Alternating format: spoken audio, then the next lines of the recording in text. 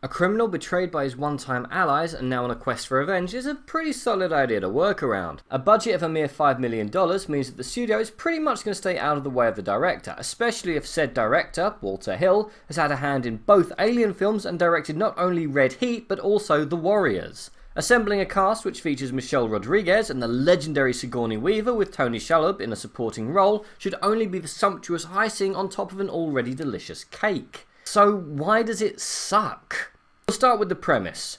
Wronged hitman seeks vengeance upon those who have done them has pretty much been done to death, even if you do invert the traditional maleness of the genre. How do you improve upon a genre in which every single permutation of this very simple idea seems to have been done? Well, you take the hitman, drug him, and turn him forcibly into a woman without his knowledge or consent. That's not been done before, and I can't think why.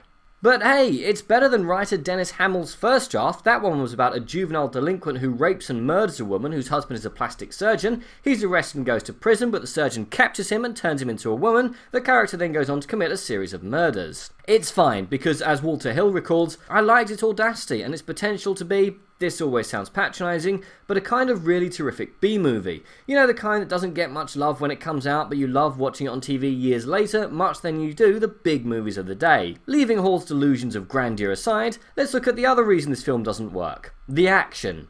There isn't any. I mean, there are gunfights, but there's never any tension or excitement. No sense that the main character is in any danger or in any way, shape or form excited.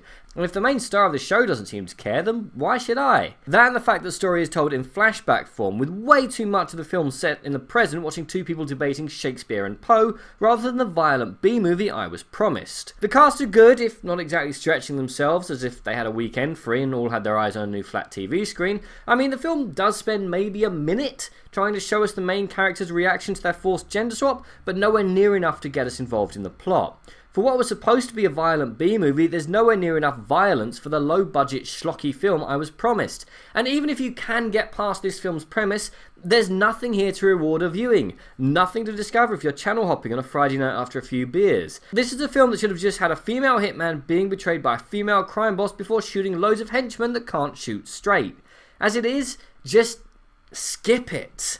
Now, if you'll excuse me, I'm off for a shower and to tell the Warriors to come out and play. But what do you guys think, and what film has let you down the most in the last couple of years? Comment below, let me know. I'm Daniel, this has been a Dunking. If you've enjoyed this video, please like, share and subscribe.